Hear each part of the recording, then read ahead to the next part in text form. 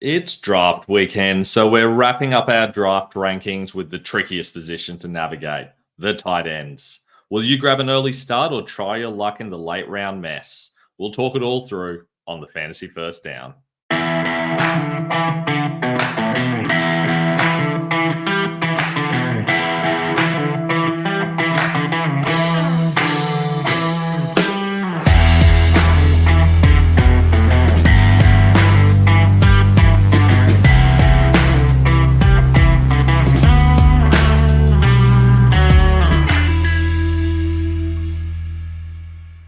Welcome to the Fantasy First Down. I'm Ben Wasley. I hope you're having a fantastic set of drafts this year and you're looking forward to the fantasy season. If you haven't already, make sure you like and subscribe on YouTube so you can check out all of our week one and in season content. You can also find my rankings at ffdfantasyfootball.com. They're fantastic if you've still got drafts coming up. My Instagram is at the Fantasy First Down. You are welcome to ask any questions you have there or leave them in the comments below. And my Twitter is at Fantasy First Down with no O. You can also check out my articles, especially in season, where I'll be doing a slot versus wide analysis and talking about streamers and stashes at football.rasball.com.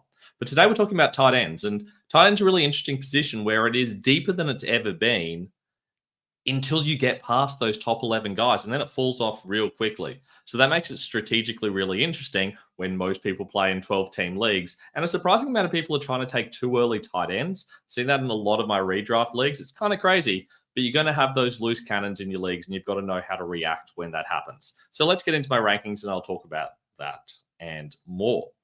So I've got Travis Kelce ahead of Sam Laporta. That is a little bit of a hot take. I know that a lot of people have Laporta higher because he did finish top at the end of last season. I just feel like Kelsey's still a little bit safer. Now they've brought in a lot of weapons, but I feel like that means he's going to get double teamed less. They still see him as their top option. And I feel like he could even be better this year than he was last year because of the changes in the offense. Laporta's going to be good too, but Jamison Williams comes in and he's going to take some touches. I feel like Laporta had a little bit of luck at times last year as well. So it wouldn't be surprised me if teams are a little bit more ready for him and he takes a small step back. So I've got Kelsey high, but they're very, very close to me. They're pretty much back to back. And certainly in PPR, I can definitely see an argument for Laporta being high. This is half PPR, but they're very, very close regardless. For all of these players, there's not much difference in PPR. I think the only other guy who moves up in PPR is maybe Trey McBride slides up a little bit as well. Mark Andrews is a pretty clear number 3, and we don't talk about him a lot because he was injured in the latter half of last season. But we're talking about one of the few people who's actually been a tight end 1 over the last, 7 or 8 years, with Kelsey mostly dominating. Laporta obviously came in last year, but it was Mark Andrews before that took the tight end 1 spot at one point in time. And realistically, the Ravens haven't done very much to bring in weapons. They've got Derrick Henry to help the run game, but the run game's always been very heavy anyway. Zay Flowers is obviously their starting wide receiver, but they've lost Odell Beckham Jr. and they've replaced him with Devontae Walker, who's not even going to be involved early in the season. So Mark Andrews is going to have a role. And it wouldn't surprise me if we see more 2 tight end sets as well. So Andrews, I think, is a good, solid option. I think you'll generally see Laporta and Kelsey start going off the board in the second round. That's a bit early for me, given the depth that's at the position. I feel like they belong closer to the 3rd or even the 4th round, and Andrews should be going about a round later than that.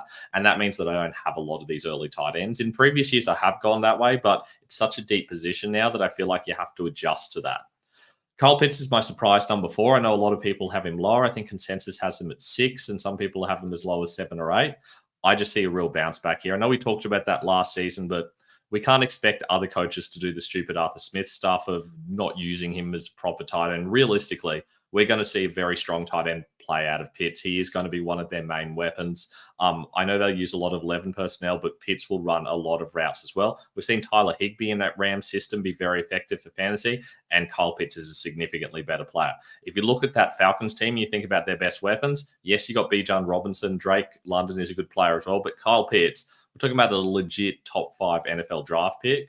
And it's not like he's gotten worse. He just hasn't been used properly. So the talent's still there. Kirk Cousins is a far more effective passer. I expect Pitts to have a massive bounce back. And I think he's got true tight end 1 potential if they use him properly. Bit of a surprise here, but George Kittle is my number 5. I know that consensus has him at 7, and a lot of people have him lower than that. I know there's a lot of weapons in this offense, but it's a really good offense. And Kittle has these massive boom games, and he's going to be very effective when that happens. You don't expect big boom games out of your tight end, and yet Kittle does it regularly, especially in half PPR. He's got real scoring upside. He gets a lot of yardage as opposed to just getting a whole heap of receptions, and that makes him really effective in half PPR scoring settings. He would drop behind McBride for me in PPR. I would personally be taking Pitts and Kittle around the 6th round of a 12-team league, and you will find that they start to fall there. You probably won't get a McBride or a Kincaid there. A lot of people have Kincaid above even Mark Andrews, but I would personally be focusing on trying to get Pitts and Kittle. They're guys that I would probably be targeting if they're sitting there. I'm thinking about getting them because I do think there's plenty of upside there. And we know that George Kittle is particularly effective if you get an injury to either Christian McCaffrey or Deebo Samuel or Brandon Ayuk. And when we talk about kind of handcuffing players, we usually only talk about one player that needs to get injured for something to happen. This is a great situation because Kittle has 3 players that could get injured. And if any of them get injured, then he suddenly gets into this relevant role. And of course, that is helped a little bit by the very sad news about Ricky Pearsall's shooting, which is obviously horrible. I'm Australian, so I don't really want to get involved in that. But I will say that I do think that also helps Kittle a little bit as well, even though it's a very difficult situation. Trey McBride comes in at number 6 for me, and consensus has him at 4. I've got him significantly lower. I have big concerns about Marvin Harrison Jr. coming in and taking a lot of targets. If you look at how McBride was used last year, he obviously boomed after about week 8, but it's not like he was the top option after week 8. He was getting a lot of volume, and in PPR, he was more effective for that reason, but he also had some very quiet games. He had a few boom games and then a few very quiet games as well. I don't think that he actually has that secure a role. He's a good player, and I liked him a lot coming out of college, and I've got quite a few dynasty shares because I liked what I saw from him. It was very hard to hold on to him after his first season, but he has turned into the player we thought he'd be. I just don't think he's up there with those other guys. Don Kincaid's another extremely talented tight end. Goss, we've had some good tight ends come out in the last few years. Laporta, Pitts, McBride, Kincaid, and obviously Brock Bowers is arguably better than all of them as a pure pass catcher. Kincaid's fantastic. He was my favorite coming out last year, even though I also had Laporta as a top 12 option. Really liked Kincaid last year, and I was disappointed how much they used Dawson Knox. I do think we see more of Kincaid, but I don't think this is going to be as much of a 12 personnel heavy situation as some might think. I think we're still going to see some cycling between Knox and Kincaid, and that means he's going to run less routes. I also think potentially because they're trying to use Khalil Shakir and Curtis Samuel in that kind of like third wide receiver role, we're going to see a lot more of those sets so they can get those guys who are explosive players out on the field. Kincaid's going to be great around the red zone, but Dawson Knox is going to remain an inconvenience. For me, those 4 guys, Pitts, Kittle, McBride, and Kincaid, are all in this same tier, and they all belong in that same kind of 6th, 7th round situation, depending on your settings. And for that reason, I'm not going to get a lot of Kincaid or McBride, and I suggest you probably should be in that same boat. I really battle with David Njoku and Evan Ingram a lot. Njoku was very good with Joe Flacco towards the end of last year, but it's also possible they just worked out how to use him as well. And I think there was an element of that. Deshaun Watson isn't that far off that Flacco style of being willing to use those players over the middle of the field. And I do think Njoku could have another good season because he was arguably the best tight end down the stretch at the end of last season. In fact, I think the points say that he was. So for that reason, Njoku is still a guy that you can comfortably feel good starting. I just feel like his upside is a little bit capped by them bringing in Jerry Jeudy and Elijah Moore potentially being used a little bit more. They don't have the run game that they've previously had, of course, and that is going to help Njoku, and I think he's going to be quite useful. So he's someone I'm happy to take later on around that kind of 8th, 9th round region, and you will find that he falls there sometimes. He's probably the last one of these guys that I really like to go off the board in some regions. He kind of sits in this same tier with Ingram, Bowers, and Ferguson, but he seems to go later than the others for some reason at times. I don't really understand why that is because he's my favorite of that group. In PPR, I have Ingram higher. I'm a little bit concerned about what this offense is going to look like. I do feel like they're going to want to run the ball a lot. I don't think Ingram's going to get the same volume of targets. I think we see a slightly more aggressive downfield passing attack as well, which will work well with them trying to run the ball, kind of stretch the defense a little bit. They kind of kept it a little bit safe last year. There was a little bit too much Christian Kirk and not enough downfield stuff. So they've brought in Gabe Davis, who's going to be very effective there. And Brian Thomas is a dynamic weapon that I think will emerge later in the season. All of that is going to hurt Evan Ingram, sorry. So I do feel like Ingram isn't a player that I'm really going out of my way to get. He just doesn't kind of have that same role this season. It's kind of a similar issue as Trey McBride, where there is a legitimate change to how the offense could run and how many targets he's going to get. And he was so target dependent. He doesn't score a lot of touchdowns. And now they've got a couple of good red zone options. I'm very nervous about Ingram. At number 10, I've moved Brock Bowers ahead of Jake Ferguson. I really liked what I saw from him and his usage in the preseason. He's a very, very, very talented pass catching option. I feel like we're going to see a lot of 12 personnel, but that's going to be great for Bowers because he's definitely going to be the guy out there running routes. Super talented guy before the catch and after the catch. He could be one of the best tight ends we see in this generation, and this has been a talented tight end generation. So I'm very encouraged by Bowers. He's my number 2 in Dynasty. I know that rookie tight ends don't always work out, but we saw it work with Sam Laporta, and we saw it work with Dalton Kincaid. So there's no reason it shouldn't work with Brock Bowers. They basically went up and got a tight end. I guess they didn't trade up, but they went and got a tight end, which was totally against need because they liked the talent so much. And it was a bit of a shock that he fell to the Raiders. So for that reason, I really do like the chances of Bowers getting used effectively straight out of the gate because he is more of a receiver. On that note, I forgot to mention there's a lot of reports about Kyle Pitts being used more as a wide receiver as well, and that's going to really help him too. Now, after that, Jake Ferguson's kind of the last guy I feel particularly comfortable about taking. If I'm sitting there and there's one top 11 tight end left, I'm just going to have to take them unless I absolutely love another player on the board because realistically, I don't want to be stuck with any of these other guys. I think the biggest tier probably in any set of rankings is between 11 and 12 for the tight ends because there's just such a difference between these top 11 guys who all kind of have cleared lockdown roles, not a lot of target volume. They're kind of one of the main options in their offense, or at least a good option in a very good offense. That's not the truth below that. Ferguson remains arguably a top 2, at least a top 3 option in the passing game. Obviously, there's CeeDee Lamb. Brandon Cooks is going to be involved, and they're going to try to get more out of Jalen Tolbert, I'm sure. But Jake Ferguson is one of the guys that they're going to use a lot, and it wouldn't surprise me if he takes a step up this year. The problem is for me, just with his talent, and he was good at Wisconsin. I had him in college fantasy, but I don't think he's an amazing pass catching back compared to some of the guys above him. And I think that kind of caps his upside a little bit. He kind of relies a little bit on target volume rather than true talent. And for that reason, I've got him a little bit lower. Then there's this big gap, and then it's Dallas Goedert. And it's kind of funny to talk about Dallas Goedert as being this low down, but he's such a talented player. He was really good coming out of college and was great during his rookie contract once he kind of worked his way past Zach Ertz. But they just don't use him in the offense the same way that they used to. They've got so many other weapons. They've got Saquon Barkley coming in. He's going to compete in that same underneath area of the field. A.J. Brown and Devonta Smith are both uber talented. In the red zone, Jalen Hurts gets involved too much.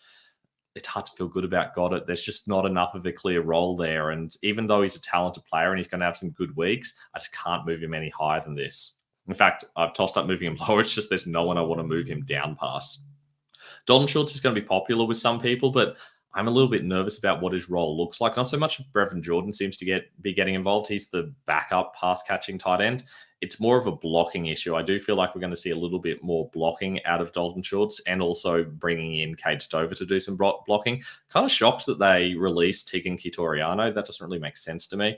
He looked pretty solid last year, but clearly they brought Stover in. They want to use him. I do feel like we'll see a little bit of him.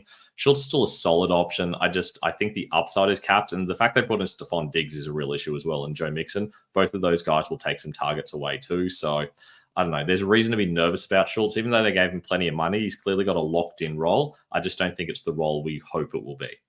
Taysom Hill's worked all the way up to 14 for me, and he could even be a little bit higher. It's not crazy to take him ahead of Goddard and Schultz. He suddenly has more upside on a weekly basis, but there are going to be weeks where he does absolutely nothing, as opposed to these other guys who are at least going to be scoring you a couple of points. They're going to be weeks where Hill's scoring you like 1 point. That's just the reality of having him, but he scores a lot of touchdowns, and that really helps, especially in half PPR where touchdowns are relatively worth a whole lot more. And in non-PPR, I'm probably moving them all the way up to 12. So a lot to like about Taysom Hill, especially the way this offense is looking and how many different situations he's aligning in and lining up in during the offseason. I think he's going to be legitimately probably their third weapon after Alvin Kamara and Chris Olave. I know Rashid Shaheed will have something to say about that, but realistically, he is just a wide receiver too, and not a very good one at that. Probably one of the league's worst wide receiver too. So I think Hill's going to be heavily involved, and that's going to really hurt Juwan Johnson, who was top 10 tight end in 2022. So it's crazy how much he's fallen. Hunter Henry's kind of the first of these guys that's a lead tight end, but they're not really going to get used properly. They're just kind of like a guy who's going to have the occasional boom game and mostly give you 3 and 30 or something like that. Austin Hooper's a little bit of a concern, but my main concern here is that just this offense is going to suck, and Henry's going to need touchdowns, not tight ends, touchdowns to be heavily involved as a fantasy option. That's not going to happen when the team isn't able to score. We also know that they're going to really rely on the run game, and Henry's a solid blocker, but that's not going to help him as a fantasy option. So I don't like this situation. It's just he's the best of the bad bunch, essentially, at this point in time. If you're stuck with these guys, you really need to take a couple of them and take them late and just hope that one of them hits. Tyler Conklin's had a number of good seasons, and the reason I've got him this high, even though last season he was the tight end 18, I'm putting him as the tight end 16. Aaron Rodgers, I feel like this offense could be a lot better with him. Mike Williams is not going to be fully healthy, even if he plays week 1. They're going to have to rely on somebody. It can't just be Breece Hall and Garrett Wilson. I feel like Tyler Conklin could be that guy that they use a little bit more than we expect. He's been used a lot in the past, so I feel like there's no reason to believe that he couldn't be functional again. He's definitely going to be a top 20 tight end, so he's the kind of guy that you can get very late if you're just totally punting the position, and he'll get you like, I don't know, 5 or 6 points in half PPR, maybe 7 or 8 in PPR on a solid week. Noah Fant is one of my favorite sleeper tight ends. In fact, he is my favorite sleeper tight end.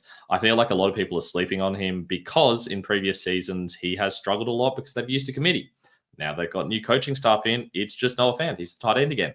He's their best tight end. It makes sense for them to do that. Colby Parkinson was taking a lot of red zone looks. Will Disley was doing a lot of the blocking, turned into a true committee. I don't think that's going to be the case here. Look at the other tight ends they've got. They've got like true pass catching guys like Pharaoh Brown. He's the backup. They brought in AJ Barner, who is very much a blocking tight end. Brady Russell is a guy that's should hardly be on the roster. There's no competition there. It is Noah Fant. Noah Fant is the guy. And I feel like that I might even move him up a little bit higher than this when I do the Fantasy Pros competition, because I just think there's a legitimate high ceiling with Noah Fant. Luke Musgrave scares me a lot, but again, I think he has upside. I think Phantom Musgrave has the most upside of everyone below Taysom Hill, simply because Musgrave, if he has that lead role and they use him properly and don't cycle him with Tucker Kraft, he could be very good. The problem is they've got a lot of talented wide receivers. They've got Josh Jacobs at running back, and I do think Tucker Kraft's going to be involved. So it would not shock me at all if Musgrave is just totally unusable as a fantasy asset and you have to drop him after a week or two. So if you're in a super deep league where you really can't afford to be taking gambles on players, Musgrave is not a guy to take a gamble on. TJ Hawkinson slides in at 19. I don't think he's going to play until about the halfway mark of the season, and then I think he's going to be limited in some way. That is to say, I don't think he's going to be as explosive as he could be. I think this might be a lost season for him, and for that reason, I can't rank him any higher than this. I'm only ranking him this high because there's still clearly upside there. There's still the possibility that he's going to have a good season, but in the Fantasy Pros comp, he's going to be very low for me because I don't see a situation where he finishes high enough to be involved in the point scoring for that competition. And Kate Otton's number 20, that's actually higher than consensus, but I feel like he's a solid option. They don't have much else. They've got Rashad White, they've got Mike Evans, they've got Chris Godwin, and then it's Otton. And I feel like we saw him kind of start to emerge a little bit during the playoffs. Wouldn't surprise me if that continues to happen this season. So Kate Otton's a guy that you can get very late in drafts and kind of feel okay about getting the occasional solid game out of. And that's it for the tight end rankings, keeping it short and sweet because I know a lot of you will have drafts to do. Please make sure you use my rankings, ffdfantasyfootball.com, for your drafts. If you need personalized rankings, I mean, you've probably missed your window, but if you've got a really late draft on like Monday, Tuesday, Wednesday, feel free to email me at benwasley23@gmail.com. Happy to help you out with rankings specifically catered to your league. Had a lot of people emailing in the last couple of days, and that's been awesome. Thank you for getting involved and using me to help you out with your leagues. It's awesome to be involved, and I'd love to hear how you went. You also make sure you like and subscribe on YouTube so you get all our week 1 content. You can follow us on Twitter at the Fantasy First Down, on Instagram at the Fantasy First Down. Haven't done this dozens of times and still getting it wrong. On Twitter at Fantasy First Down with no O, and all of my articles are at football.rasball.com. Good luck for the rest of your drafts, and I look forward to seeing you tomorrow when we'll get into some proper week 1 contents. Have a great day.